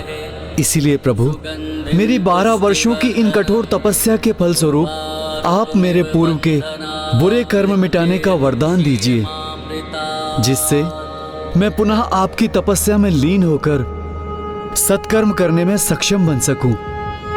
ऋषिवर, आप मुझसे जो वरदान मांग रहे हैं उस पर पुनः विचार कर लीजिए, क्योंकि मनुष्य के कर्मों के फल का निर्धारण मेरी इच्छा अनुसार हो, यही उचित है। प्रभु, मैं अपने कर्मों के आधार पर स्वयं को आपके धाम पहुंचाने के योग्य बनाना चाहता हूं। इसीलिए मेरी तपस्या के फल स्वरूप आप मेरे पूर्व के बुरे कर्म नष्ट करने का वरदान दीजिए, और फिर यदि कुछ कर्म शेष भी रह गए तो मैं पुनः आपकी तपस्या करूंगा।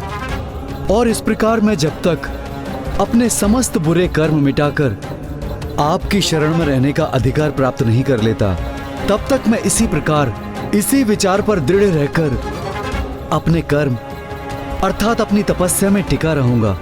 ऋषिवर, इसका परिणाम विपरीत भी हो सकता है। मैं कुछ समझा नहीं प्रभु। आप तो मुझसे अपने बुरे कर्मों को मिटाने का वरदान पाने पर ही अडिग हैं, जिससे आप पुनः मेरी तपस्या कर मेरे निकट पहुंच सके। किंतु यदि मैं आपके पूर्व के बुरे कर्मों को मिटा भी दूं, तो इस तपस्या की अवधि में आपने इस पर्वत को अपनी तपोशक्ति का भार सहने पर विवश कर इसे अपार कष्ट दिया है। इसलिए आपकी इस तपस्या की अवधि में आपसे हुए बुरे कर्म के फल को भोगने हेतु आपको इस पर्वत को 12 वर्षों तक अपने शीश पर धारण करना होगा। जो आज्ञा प्रभु। तो देखा आपने शनिदेव, व्यक्ति का कर्म फल वो व्यक्ति के कर्म फल ही हैं जो उसे मिले वरदान को श्राप एवं श्राप को वरदान बना सकते हैं। किसी को दंड या फल देते समय आपको इस सत्य का भी सदा स्मरण रखना चाहिए। मैं समझ गया प्रभु, ये आपका दंड नहीं अपितु ये तो वरदान है मेरे लिए। आपके द्वारा मुझे नियंत्रित किए जाने के फलस्वरूप अब मुझसे कभी किसी प्राणी के लिए अन्याय नहीं होगा। आपके ऐसे वरदान रूपी दंड के लिए मैं आपको शत शत नमन करता हूं प्रभु, शत शत नमन करता हूं। और प्रभु मैं वचन भी देता हूं कि जो भी भक्त धर्म पथ पर अग्रसर रहते हुए आपकी उपासना करेंगे, आपके नाम का जाप करेंगे, मैं उन्हें अपनी दृष्टि के प्रभाव से मुक्त रखने का हर संभव प्रयास करूंगा। प्रभु, स्वामी की जिस दृष्टि को आपने अभी नियंत्रित किया उसे मैंने ही श्रापित कर अनिष्टकारी बना दिया था। इसलिए आपसे मेरी विनती है कि कृपा कर मेरे श्राप को भी नियंत्रित कर दीजिए और मुझे मेरी भूल सुधारने का एक अवसर प्रदान कीजिए। ओम नमः शिवाय, ओम नमः शिवाय, ओम नमः शिवाय, ओम नमः शिवाय, ओम नमः शिवाय, ओम नमः शिवाय। मैं घोषणा करता हूं कि आज से शनिदेव की सामान्य दृष्टि किसी को अहित नहीं करेगी। जब आपकी वक्र दृष्टि किसी पर लक्षित होगी तभी उसका अनिष्ट होगा। इसलिए शनिदेव देवी, आज से आप दोनों एक दूसरे के साथ निश्चिंत होकर सुखमय जीवन व्यतीत कर सकेंगे। जय नाथ निहाल।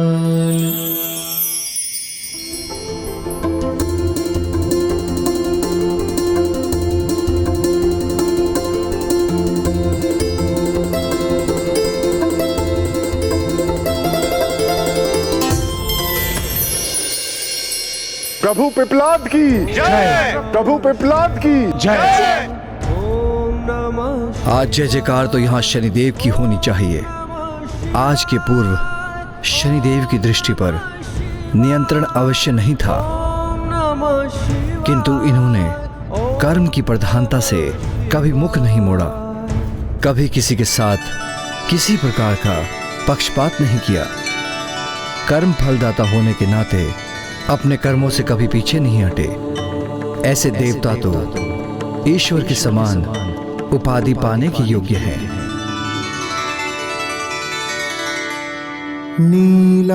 और आज से आपको शनिदेव ही नहीं अपितु शनीश्वर के नाम से भी जाना जाएगा। और सभी की दृष्टि में आपका स्थान ईश्वर समान होगा। प्रभु तं नमामि शनैश्चरम्।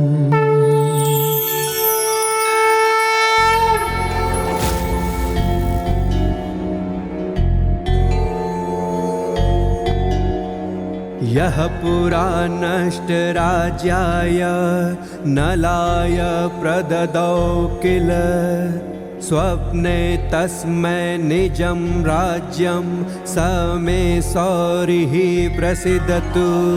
केशनीलाञ्जन प्रख्यममन चेष्टा प्रसारिणं छाया मार्तण्ड सम्भुतं नमस्यामि शनैश्चरम्।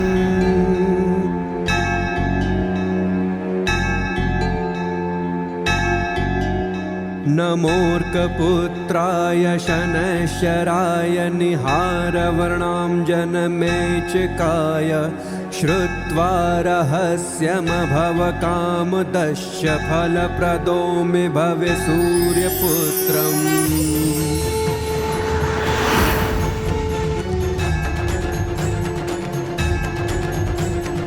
नमस्ते मंदसंज्ञाय शनश्चर नमोस्तु ते प्रसादं कुरु देवेश दीनस्य प्रणतस्य च। अर्थात प्रभु पिप्लाद का जन्म शनि दृष्टि को नियंत्रित कर शनि देव को शनीश्वर की उपाधि प्रदान करने के लिए हुआ था। हाँ गौरी पुत्र, अपने पिप्लाद अवतार में सर्वप्रथम प्रभु ने काल सर्प योग को नियंत्रण करने के उपरांत शनि दृष्टि को भी नियंत्रण किया और मनुष्य को मानवता की एक सीख भी प्रदान की, जिसके अनुसार शक्तिशाली व्यक्ति के लिए अति आवश्यक है कि वो अपनी शक्तियों पर नियंत्रण रखे, अन्यथा उनकी शक्तियों का प्रयोग भलाई के स्थान पर बुराई के लिए ही होता है। ओम नमः शिवाय, ओम नमः शिवाय, ओम नमः शिवाय, ओम नमः शिवाय, ओम नमः शिवाय।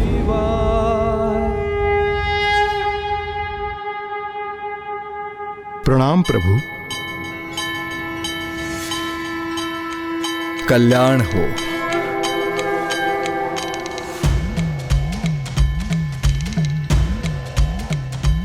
लंकेश ने सर्वथा उचित कहा।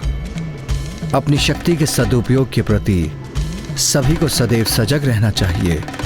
कभी उस शक्ति पर अहंकार नहीं करना चाहिए, अन्यथा उनसे कोई ऐसी भूल ना हो जाए जिसे सुधारना संभव हो और वो अक्षम भूल व्यक्ति को उसके विनाश की ओर ले जाए। प्रभु के ये सीख यदि लंकेश आत्मसात कर ले तो उनका उद्धार हो जाए। मात्र शक्ति ही नहीं, नियंत्रण तो जीवन के प्रत्येक पक्ष में होना चाहिए, क्योंकि व्यक्ति के क्रोध, जीवा, इच्छाओं पर नियंत्रण ना होने से वो अन्य मनुष्य को कष्ट देता है, उन पर अन्याय करता है, जो धर्म के विरुद्ध होता है।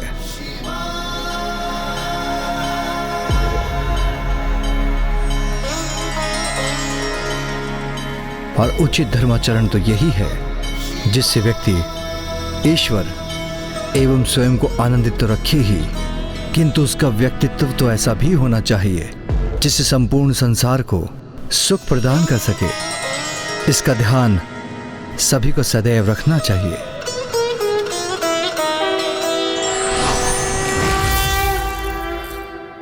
आपने सुना गौरी पुत्र, प्रभु पिप्लाद ने अपने वचनों से आपको ही सीख दी है। कहीं आप अपने सुपथ से भटककर कोई भूल तो नहीं करने जा रहे हैं? लंकेश कदाचित स्वयं में कोई सुधार नहीं लाएंगे। प्रभु पिप्लाद के उदाहरण से भी ये स्वयं को नियंत्रित करने का अर्थ नहीं समझ सके। तो ये थी कथा मेरे प्रभु महादेव शिव शंकर शंभू के 19 अवतारों में से प्रथम अवतार प्रभु पिप्लाद की, जिनकी दया दृष्टि से शनिदेव शनेश्वर कहलाए। जय शिव शंकर शंभू। लंका के मार्ग में अभी दूरी शेष है गौरी पुत्र, हमें शीघ्रता करनी चाहिए। दशानन, जल ग्रहण कीजिए। आप चिंता मत कीजिए लंकेश। प्रभु महादेव की महिमा का गुणगान करते हुए अर्ध दिवस में हम लंका के लिए आधा मार्ग पूर्ण कर चुके हैं और दिवस के अंत होने तक हम लंका भी अवश्य पहुंच जाएंगे। बस आप इतना कीजिए कि प्रभु शिव शंकर के अवतारों की कथा सुनाते रहिए।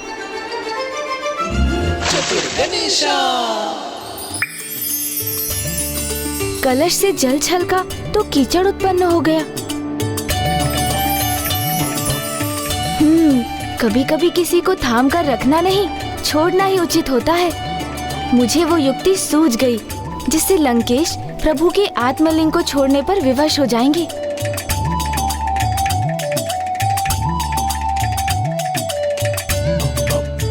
और अपना ये उद्देश्य कदाचित इस कलश को छोड़ने से ही प्राप्त कर सकूंगा मैं। ओह, मेरा कलश! आप चिंता मत कीजिए लंकेश, मैं अपना कलश ढूंढ कर ले आऊंगा।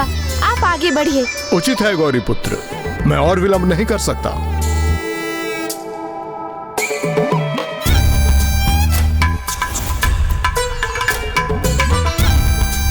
ये रहा मेरा कलश, और मेरी युक्ति के अनुसार इससे जल भी प्रवाहित हो रहा है।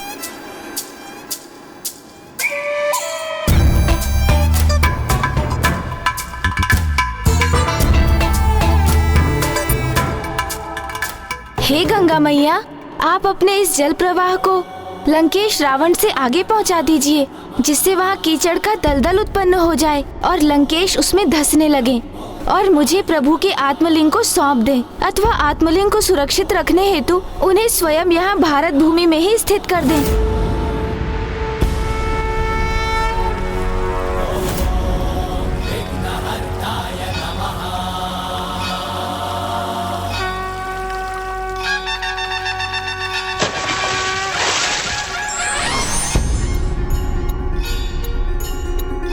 मेरा अनुरोध स्वीकार करने के लिए आपको शत-शत धन्यवाद गंगा मैया।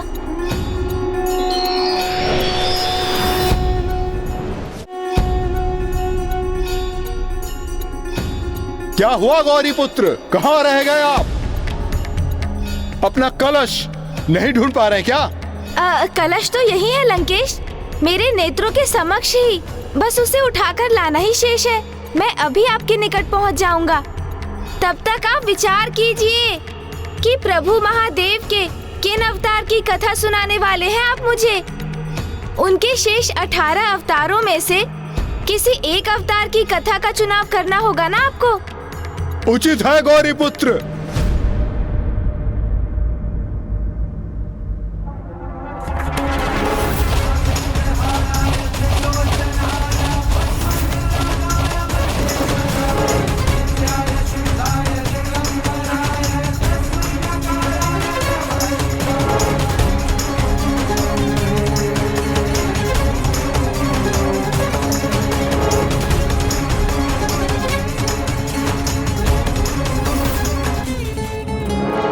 लंकेश प्रभु के विचारों में ऐसे खो गए हैं कि उन्हें ये भी ध्यान नहीं है कि वो दलदल की ओर बढ़े जा रहे हैं। सावधान लंकेश, आगे कीचड़ है। ये साधारण कीचड़ मुझे क्या रोकेगा गौरी पुत्र, आप अवश्य सतर्क होके आइएगा। उचित है लंकेश, किंतु आप मुझे ये तो बताइए कि आप प्रभु के किन अवतार की कथा सुनाने वाले हैं। प्रभु शिव शंकर शंभू के प्रत्येक अवतार और उनकी कथा सर्वथा अद्भुत है गौरी पुत्र, इसलिए मैं इसी विचार में उलझा हूँ कि मैं आपको कौन सी कथा सुनाऊं। आप निश्चिंत रहिए गौरी पुत्र, मैं अभी ये कीचड़ को कुछ ही समय में पार कर लूंगा।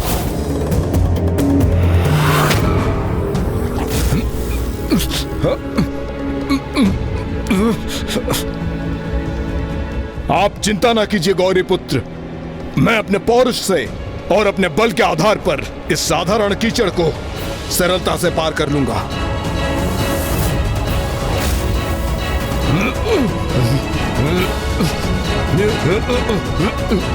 प्रभु के आत्मलिंग को सहज के रखना होगा। ओम नमः शिवाय, ओम नमः शिवाय। लंकेश, आप तो इस कीचड़ से सुरक्षित निकलने के स्थान पर इसमें और धंसते जा रहे हैं। आप भूल रहे हैं गौरी पुत्र, लंकेश रावण हूं मैं। ऐसा साधारण दलदल मुझे अधिक समय तक उलझा कर नहीं रख सकता। आप देखते जाइए गौरी पुत्र, मैं कैसे कुछ ही समय में इससे बाहर निकल आता हूं।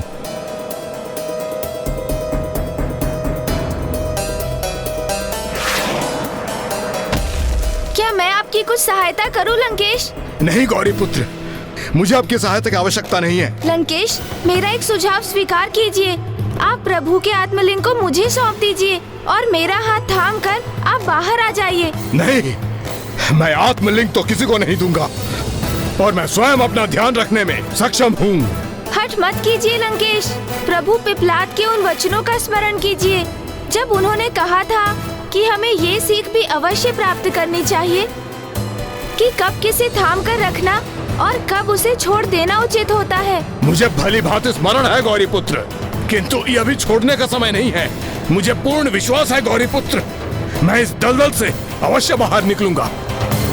और यदि किसी कारण ऐसा नहीं हुआ तो मैं अपनी अंतिम श्वास तक प्रभु शिव शंकर शंभू के आत्मलिंग को स्वयं से कदापि विलग नहीं करने दूंगा। लंकेश, ये दलदल तो संकटमय प्रतीत हो रहा है, इसलिए मैं पुनः कह रहा हूँ आपसे, आप प्रभु के आत्मलिंग को मुझे सौंप दीजिए और मेरा हाथ थामकर मुझे आपको इस दलदल से बाहर निकालने में सहायता करने दीजिए। अन्यथा आपका ये हठ आपको और प्रभु के आत्मलिंग को क्षति पहुँचाने का कारण बनेगा। भले ही मेरे ऊपर कैसा भी संकट आ जाए, मैं कदापि विचलित नहीं होऊंगा गौरी पुत्र। और अब यह आत्मलिंग लंका पहुंचने को उपरांत ही मेरे हाथों से नीचे उतरेगा। जय शिव शंकर शंभू। इस दलदल के कारण असफल होना स्वीकार नहीं है मुझे। मैं प्रभु के आत्मलिंग को लंका पहुंचा कर ही रहूंगा। इसे इनकी निष्ठा कहूँ अथवा हठ, यदि ऐसी एकाग्रता से कोई धर्म का कार्य करे तो वो तो संसार का महान धर्मात्मा बन जाए। लंकेश, मैं आपसे पुनः एक बार अनुरोध कर रहा हूँ, मुझे आपकी सहायता करने दीजिए। आत्मलिंग को मुझे सौंप दीजिए आप। और मैं भी पुनः कह रहा हूँ कि जब तक मेरा जीवन शेष है मैं आत्मलिंग को कदापि नहीं छोड़ूंगा।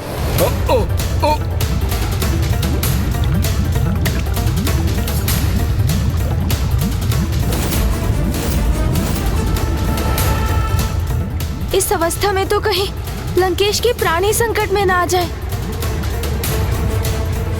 इस दलदल के भीतर श्वास लेने में असमर्थ हो रहे हैं।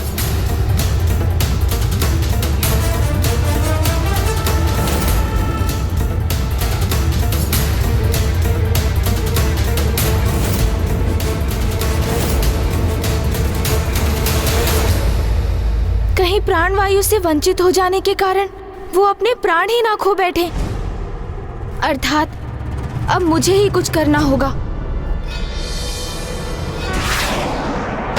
सून जी, सहायता कीजिए।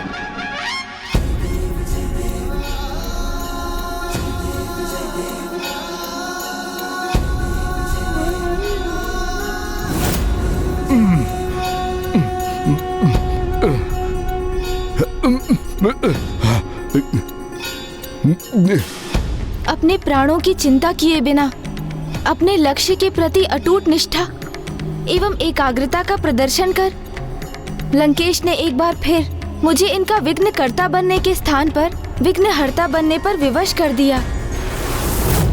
आपको इस कीचड़ से तो बाहर निकाल दिया मैंने लंकेश, अब इस कीचड़ को भी आपसे विलग करने की अनुमति दीजिए मुझे।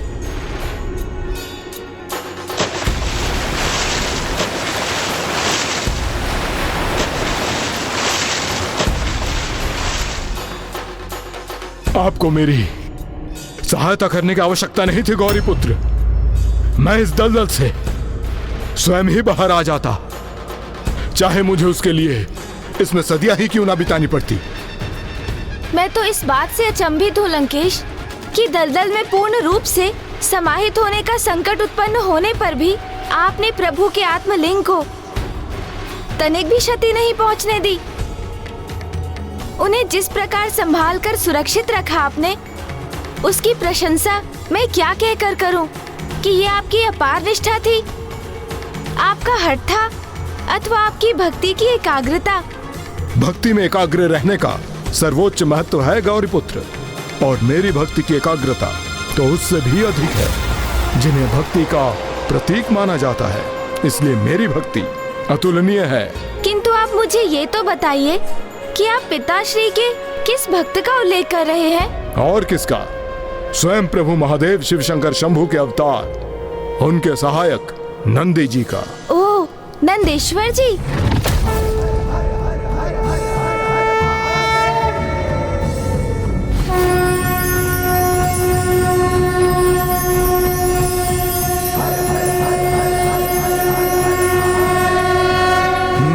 फिर तो आप अगली कथा उन्हीं की सुनाइए लंकेश। गौरी पुत्र, प्रभु शिव शंकर शंभू के और भी तो अन्य अवतार हैं। नंदी जी की कथा के पूर्व आप उन अवतारों की तो कथा सुन लीजिए। अब जब नंदी जी का प्रसंग आपने आरंभ कर ही दिया है, तो सर्वप्रथम उन्हीं की कथा सुना दीजिए ना लंकेश। और इसमें तो आपको कोई भी संकोच नहीं होना चाहिए लंकेश, क्योंकि अभी आपने स्वयं ही कहा है कि नंदेश्वर जी भी पिताश्री के अन्य अवतार ही हैं। विचित्र बात है गौरी पुत्र, जिस प्रकार आप नंदी की कथा सुनने के लिए आतुर हो रहे हैं, उसी प्रकार एक समय में मेरे प्रभु महादेव शिव शंकर शंभु अपने इस अवतार के लिए आतुर हो रहे थे। अच्छा, किंतु क्यों हुआ था ऐसा लंकेश? क्योंकि उस समय समस्त भक्त प्रभु की आराधना अथवा तपस्या किसी न किसी वरदान की आशा में ही करते थे, किंतु प्रभु महादेव शिव शंकर शंभु तो बस इतना ही चाहते थे कि उनसे जुड़ाव हेतु उनका कोई परम भक्त उनकी भक्ति में लीन रहे और मेरे समान संसार के समक्ष प्रभु की भक्ति का सर्वोच्च उदाहरण प्रस्तुत करे। किंतु दुर्भाग्यवश उस समय मेरा जन्म ही नहीं हुआ था। किंतु इससे नंदी जी की कथा और उनके अवतार का क्या संबंध है? प्रभु महादेव शिव शंकर शंभु को मेरे समान परम भक्त का साथ प्राप्त हो, इसलिए नंदी जी को अवतार तो लेना ही था, क्योंकि वो पूर्ण समर्पण भाव से एकाग्रचित्त होकर प्रभु की निस्वार्थ भक्ति का उदाहरण देने जा रहे थे। किंतु वो एक ऐसे परम भक्त का साथ पाने के लिए प्रभु महादेव शिव शंकर शंभु का तत्पर होना आपकी माता के रोष का कारण बना।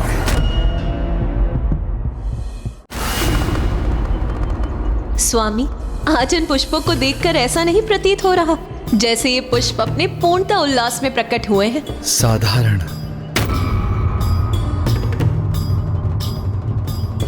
स्वामी को ये पुष्प मात्र साधारण ही प्रतीत हो रहे हैं। आज का दिवस मुझे अन्य दिवसों से भिन्न प्रतीत हो रहा है ना स्वामी? शांत।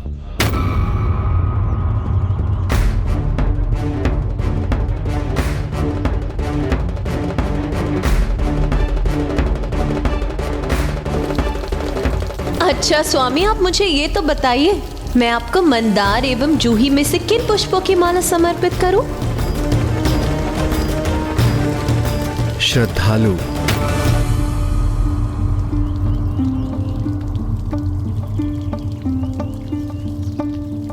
मेरी उत्सुकता शांत करने की कृपा कीजिए स्वामी।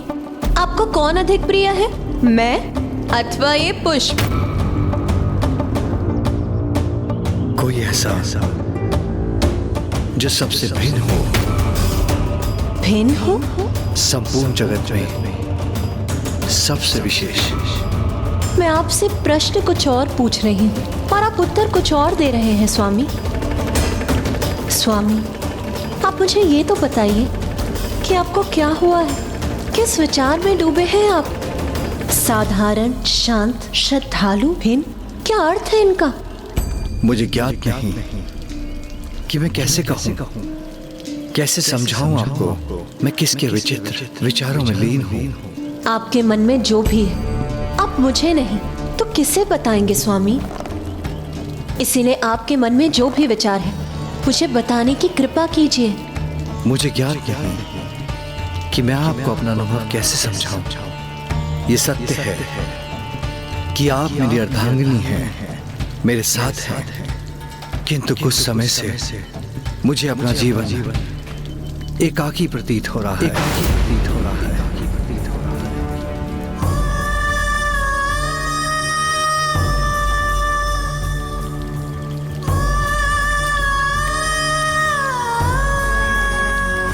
ये मेरा कैसा दुर्भाग्य है कि मैं उनके साथ हूँ, फिर भी मेरे स्वामी को ऐसा आभास हो रहा है जैसे वो सर्वथा एकाकी है। क्या अन्य किसी के साथ भी ऐसा हुआ होगा?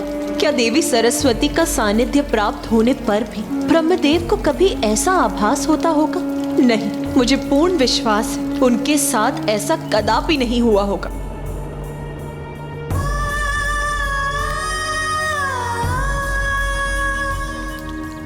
क्या देवी लक्ष्मी के उनके साथ होने पर भी क्या भ्राता श्री हरि नारायण को कभी ऐसे एकाकीपन का अनुभव हुआ होगा?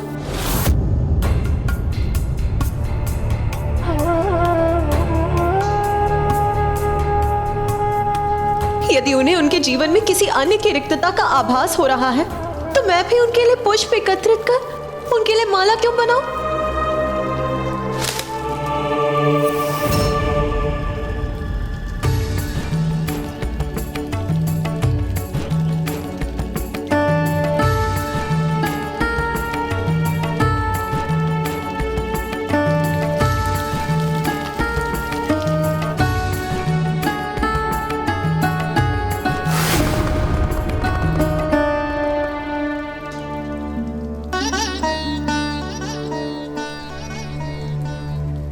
मेरे यहाँ होते हुए भी यदि स्वामी को ऐसा प्रतीत हो रहा है कि वो यहाँ एकाकी है, जैसे मैं उनके लिए अदृश्य हो गई हूँ, तो फिर ठीक है, मैं भी उनसे अपने नेत्र फेर कर उनकी ओर देखूंगी भी नहीं।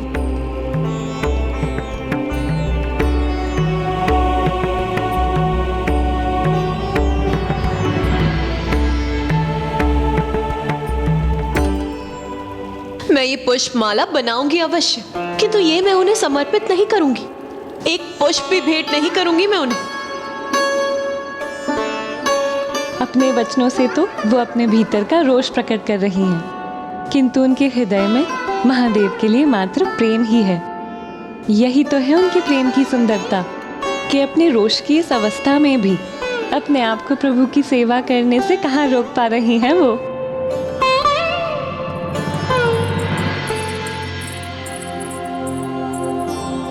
अपने स्वामी के प्रति अपने समस्त कर्तव्यों का निर्वाह करती हूँ मैं, फिर भी स्वामी को एकाकी प्रतीत हो रहा है। अपने जीवन में किसी अन्य की आवश्यकता का आभास हो रहा है। उचित है, फिर आज से मैं स्वामी के भोजन की तनिक भी चिंता नहीं करूंगी।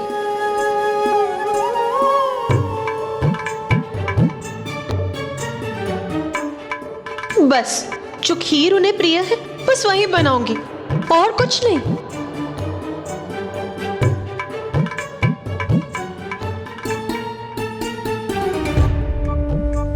उनके कारण अपना एक भी अश्रु नहीं छलकने दूंगी मैं। प्रतीत होता है स्वामी कि प्रभु महादेव एवं देवी पार्वती के मध्य अकारण ही कोई मतभेद उत्पन्न हो गया है। कदाचित देवी पार्वती महादेव को समझने में कोई भूल कर रही हैं, इसलिए इतनी दुखी हैं। इसलिए मुझे उनके निकट जाकर उन्हें समझाना चाहिए, क्योंकि देवी पार्वती तो जगत जननी है। इसलिए यदि वो दुखी हो गई तो उनके दुख से प्रभावित होके उनके साथ समस्त सृष्टि भी जैसे मुरझा जाएगी। आपको कौन अधिक प्रिय है, मैं अथवा ये पुष्प? कोई ऐसा जो सबसे भिन्न हो।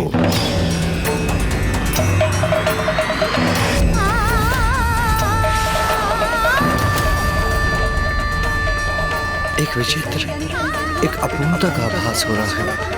मुझे अपना जीवन एकाकी प्रतीत हो रहा है। एकाकी उचित है, फिर यदि स्वामी को एकाकीपन का इतना ही आभास हो रहा है, किसी को मेरी आवश्यकता कैलाश में ही नहीं है, तो मैं भी अपने पिताश्री के यहाँ चली जाऊंगी।